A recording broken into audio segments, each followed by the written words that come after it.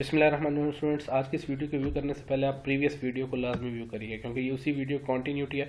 हमने उस वीडियो में डिस्कस किया था इस स्विच स्टेटमेंट के बारे में, प्लस माइनस मल्टीप्लाई और डिवीजन के केसेस को डिस्कस किया था और अब हम इसको एग्जीक्यूट करते हैं ज़रा पहले।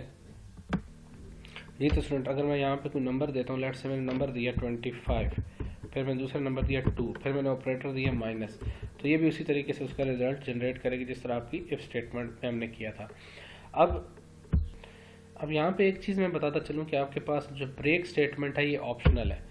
ब्रेक स्टेटमेंट ऑप्शनल है तो इसका मतलब मैं इसको ख़त्म कर सकता हूँ। ये ब्रेक स्टेटमेंट भी ऑप्शनल हो तो मैं इसको भी ख़त्म कर सकता हूँ। अब मैंने प्रीवियस लेक्चर में एक बात रिपीट की थी कि आपका जो ऑपरेटर है, लेट से मैंने कहा जो भी वैल्यू है ये डायरेक्टली उस वैल्यू के ऊपर जंप करेगा, उस केस के ऊपर जंप करेगा।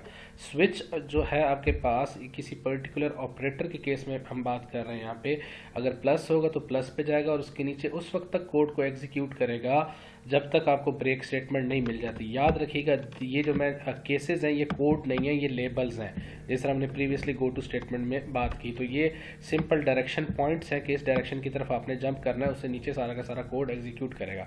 लेट से अगर मैं बात करूं कि मेरे पास प्लस था, प्लस के अगेंस्ट एड्रेस था 101, तो अगर मैं ऑपरेटर में प्लस दूंगा तो डायरेक्टली 101 पे मूव करेगा, यहाँ पे इस स्टेटमेंट को एग्जीक्यूट करेगा। अब ये स्टेटमेंट नहीं है, ये सिर्फ डायरेक्शन पॉइंट है जो हमारे पास यहाँ से मिल रहा है। स्टेटमेंट कौन सी है? ये वाली स्टेटमेंट को एग्जीक्यूट करेगा। ये स्टेटमेंट नहीं है, इसको एग्जीक्यूट करेगा। ये ब्रेक आया, जो ही ब्रेक मिलेगा तो ब्रेक की स्टेटमेंट आपको लूप स्विच से बाहर ले जाएगी। अब मैं फिर रिपीट कर रहा हूँ स्टूडेंट्स के, अगर आपके पास स्विच अपीयर हो गया तो स्विच डायरेक्टली मूव करेगा। और ये जो बात हम कर रहे हैं सी प्लस प्लस के परस्पेक्टिव से है ना, तो ये यहाँ पे डायरेक्टली यहाँ पे जंप करेगा और उस वक्त तक एग्जीक्यूट करेगा जब तक आपको ये ब्रेक स्टेटमेंट नहीं मिल जाती। तो हम इसको ज़रा डेमोन्स्ट्रेट कर लेते हैं कि आया जो मैं बात कर रहा हूँ। यानी अगर मैं प्लस ऑपरेटर दूंगा तो आपको नज़र क्या आ रहा होगा? Sum is equal to num one plus num two, sub is equal to num one minus num two, multiply is equal to num one multiply by num two, जो भी आंसर आ रहा होगा उसका। जी तो स्टूडेंट्स, यहाँ अगर मैं कोई वैल्यू एंटर कर रहा हूँ, लेट से मैंने वैल्यू दी 5, दूसरी वैल्यू दी मैंने 3, फिर मैं प्लस ऑपरेटर दे रहा हूँ। आप देख सकते हैं सम is equal to 8, sub is equal to, multiply is equal to 15। अब ये सब क्यों है? ये इसलिए है क्योंकि आपके पास डायरेक्टली यहाँ पे जंप कर रही है वैल्यू, और जंप करने के बाद ये नीचे इसके साथ एग्जीक्यूट करेगा। मैं यहाँ एक दफ़ा ब्रेक पॉइंट लगा के भी एग्जीक्यूट करूँ, ये ब्रेक पॉइंट है, यहाँ पे डायरेक्टली जब कंट्रोल यहाँ पे आएगा तो आपके हमें एडिटर इस तरफ मूव कर देगा। हम इसको फिर रन करते हैं। जी, हम कहते हैं 6, 5 और ऑपरेटर मैंने दे दिया प्लस।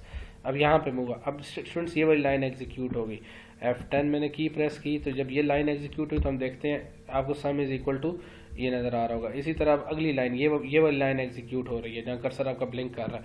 जब इस लाइन को एग्जीक्यूट करेगा तो आपके पास सब इज इक्वल टू 1 नज़र आ रहा होगा।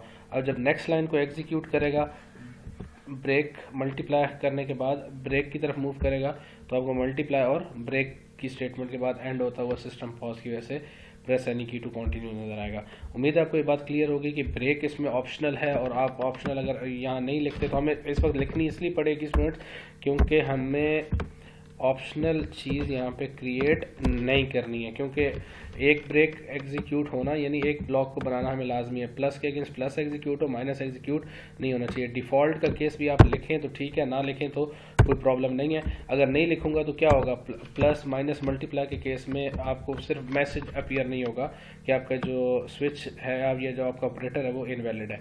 उम्मीद है आपको ये स्विच के हवाले से पॉइंट्स क्लियर हो गए होंगे। एक और इम्पॉर्टेंट बात जो मैं बताना चाहूँ कि जो केस है, केस अगर मैंने प्लस लिखा तो प्लस को मैं दोबारा रिपीट नहीं कर सकता। क्यों नहीं रिपीट कर सकता? यहाँ पे प्रॉब्लम क्या है कि अगर मैंने यहाँ केस को दोबारा रिपीट किया तो आपको एरर नज़र आ रहा होगा। क्या अगर case label value has label value, यानी मैं बार बार रिपीट कर रहा हूँ, ये लेबल हैज़ ऑलरेडी अपीयर्ड, यानी आपके पास अगर एक दफ़ा प्लस आ चुका है। क्यों आ चुका है? क्योंकि हर ऑपरेटर के अगेंस्ट आपके पास कोई ना कोई एड्रेस है। तो एक दफ़ा हमने बता दिया जब प्लस आएगा तो आपने इस एड्रेस पे मूव करना है। तो अगर मैं इस प्लस के लिए भी फ़र्ज़ करें अलाउ करता तो यहाँ पे इस प्लस का अपना कोई एड्रेस होता, तो अब वो कन्फ्यूजन होगी कि प्लस के केस में मुझे इस एड्रेस की तरफ मूव करना है या दूसरे वाले एड्रेस की तरफ मूव करना है।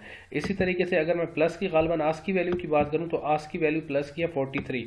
अगर मैं यहाँ केस 43 मेंशन करता हूँ तो तब भी आपके पास एरर आ रहा है कि ये प्लस, तो यानी आस्क की भी आप रिपीट नहीं कर सकते, आस्क की से मुराद भी वही करेक्टर होगा।